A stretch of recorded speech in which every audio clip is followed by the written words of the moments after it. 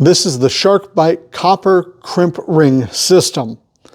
These crimp rings are crimped with this tool, and they're compatible with brass or poly fittings. So these are copper crimp rings.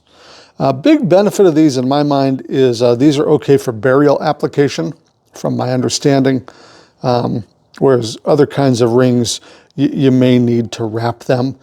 The other thing that's nice about them, the rings are relatively inexpensive, and they're pretty easy to remove and reuse a fitting, as opposed to the clamp rings, which are kind of a pain to cut off and remove. The crimp rings, there's an actual tool you can use to remove them, and we'll show you how to do that. So the first thing you need is a fitting, obviously, a pipe, and your crimp ring. So crimp ring goes on first, fitting goes in the pipe. Then the crimp ring's got to be slid down here, and you know, you want to be around 1/8 of an inch from the end. So where the pipe touches the shoulder on your fitting, got to be about 1/8 of an inch. So crimp ring is on, fitting is in. Now we've got to use the crimp tool to crimp this on to the fitting and the pipe. So the crimp tool comes in this handy little box. Open the box. Here's the tool itself. There's a go, no-go gauge, and we'll go through that. And then we have these different jaw sizes. So how you do this, this has 3/4 on there right now. There's a little button here you push. So let's open up our jaws. Say "ah." Press down your button.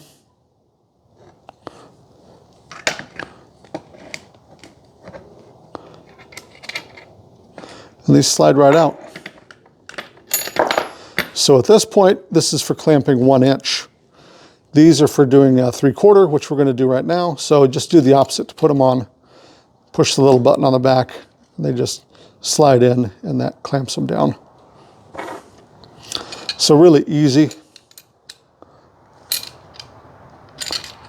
Well, I said it's really easy to get those on. And how you use this tool is you put it around your fitting, and you squeeze. And there's some wizardry in here, or science or something, that makes it so it's just really easy to bring your knuckles together and close this. So, you know, if we're in a space where we can't really get the oomph, like working above your head, sometimes it's really hard to clamp down stuff. These things are so easy to clamp. So, jaws go around.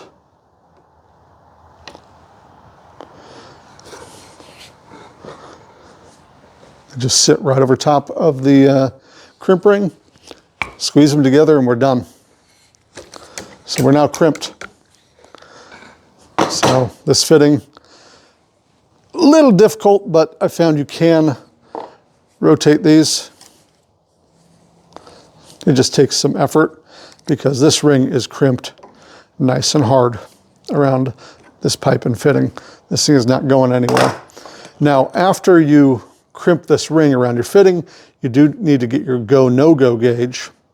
So there's a go side and a no-go side. So we'd start with our 3/4 no-go and slide it over here. If it slides over the ring, we got a problem. We need to re-crimp it. So we'll switch over to our 3/4 go side, slide it down and on. It slides over.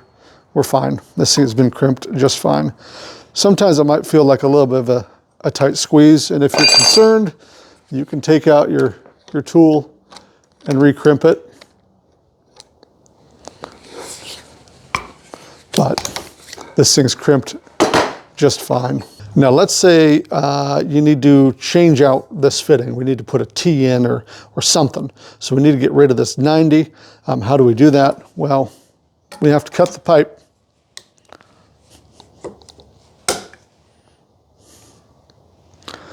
And we're going to cut it one more time. We don't want to cut it too close to where the fitting ends, but close enough.